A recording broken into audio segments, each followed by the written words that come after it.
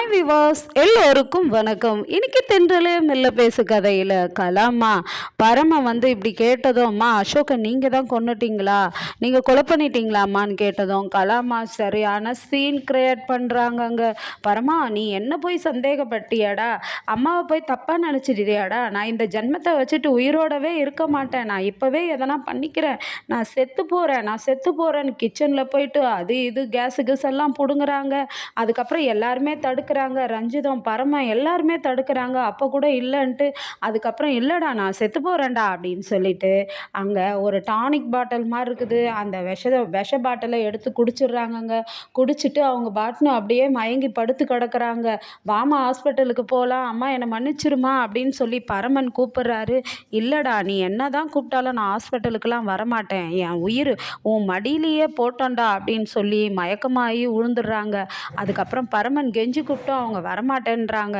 கலாம்மாவோடைய புள்ளையும் வந்திருக்கிறாரு அந்த இடத்துல. ஏண்டா அட பாவி, உன்னை தானடா எங்கள் அம்மா புள்ளன்னு தூக்கி வளர்த்துது, உனக்காக உன்னை நான் ஒரு வார்த்தை சொல்லிட்டேன்னு சொல்லிட்டு எங்கள் அம்மா என்னையே வெளியே போ அப்படின்னு சொல்லிட்டு இவ்வளோ நாளாக வெளியே அமுச்சிச்சாடா, இது மாதிரி பண்ணிட்டியாடா, உன்னை புள்ளன்னு நினச்சதுக்கு இது மாதிரி எங்கள் அம்மா மேலேயே கொலைப்பழிய நீ சுமத்துறியாடா அப்படின்னு சொல்லிட்டு அவரும் திட்டுறாரு. அப்புறம் தூக்கிக்கிட்டு ஹாஸ்பிட்டலுக்கு போகிறாங்க. ஹாஸ்பிட்டல் போனால் கண்ணு முழிக்கலன்றாங்க. டாக்டர்லாம் ரொம்ப கிரிட்டிக்கலாக இருக்குதுன்றாங்க. இதுக்கும் அதுக்கும் போகிறாங்க, ஓடியாடுறாங்க. பரமன் ஒரே புலம்பல்ல இருக்கிறாரு.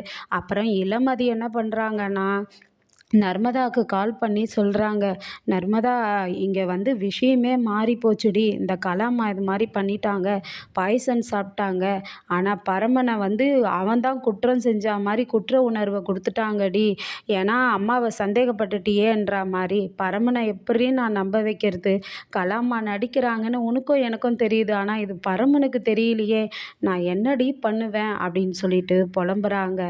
அதுக்கப்புறமா ஹாஸ்பிட்டலில் இளமதியோட அப்பா அம்மா வராங்கங்க.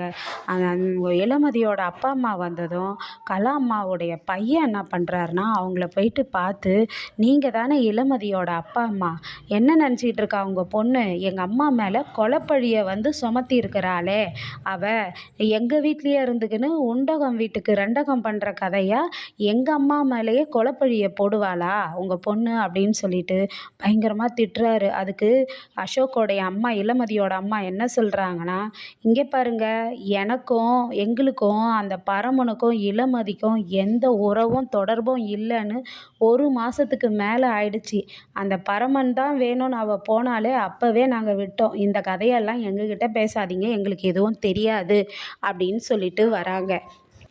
நான் என்ன பண்ணுவேன்னு தெரியல நர்மதா, பரமனுக்கு எப்படி எடுத்து சொல்லி புரிய வைக்கிறதுனோ எனக்கு புரியல, அவங்க ரொம்ப நடிக்கிறாங்க அப்படின்னு சொல்லிட்டு ரொம்ப புலம்புறாங்க இளமதி. அதுக்கப்புறமா பரமன் ஹாஸ்பிட்டலில் காத்துட்ருக்காரு. அவங்க ஃப்ரெண்டு கிட்ட சொல்கிறாரு, கைப்புள்ள கிட்ட. அவரும் பார்க்குறதுக்கு ஓடி வராரு, என்ன பரமா ஆச்சுன்னு. இல்லை கைப்புள்ள, கலாம்மா இது மாதிரி பாய்சன் சாப்பிட்டாங்க கைப்புள்ள, இளமதி இது மாதிரி சொல்லியிருந்தா, நானும் போய் கேட்டேன், நீயாம்மா அசோக்கை கொலை பண்ணேன்னு, அதனால் அவங்க பாய்சன் சாப்பிட்டு ஹாஸ்பிட்டலுக்கு கூப்பிட்டாலும் வரவே இல்லை, பரமா உயிர் விட்டாலும் மடியிலேயே விழுந்து கிடக்கிறேன் அப்படின்னு சொல்லிட்டு இருந்தாங்க. ஆனால் கலாம்மா முதல் முறையாக என் எதிர்க்க நடிக்கிறத நான் பார்த்தேன். அவங்க கண்ணில் நான் ஹாஸ்பிட்டலுக்கு நீ கூப்பிட்டாலும் நான் வரமாட்டேன்னு சொல்லிட்டு இவன் மடியிலேயே செத்து போகிறேன்னு அவங்க வாய் வார்த்தையில் தான் அழுத்தம் இருந்ததை கண்டி அவங்க கண்ணில் இல்லை, அவங்க பொய் சொல்கிறாங்கன்னு நானே நினச்சிக்கிட்டேன், நடிக்கிறாங்க அப்படின்ட்டு சொல்கிறாரு. அப்போ கைப்புள்ள சொல்கிறாரு, அப்போனா பரமா கலாம்மா தான் அசோக்கை கொன்று இருப்பாங்களோ அப்படின்றாரு. சீச்சி இல்லை, என்னால் அதையும் நம்ப முடியல அப்படின்ற ஒரு கன்ஃபியூஸ்லேயே இருக்கிறாருங்க பரமன். நாளைக்காவது அவர் ஆணித்தரமாக கலாம்மா தான் கொலை செஞ்சாங்கன்னு நம்பிக்கை வருமா, இல்லை கிளியர் ஆகுமா ஒரு டவுட்டு. தொடர்ந்து பார்ப்போம், காத்திருப்போம். பாய்.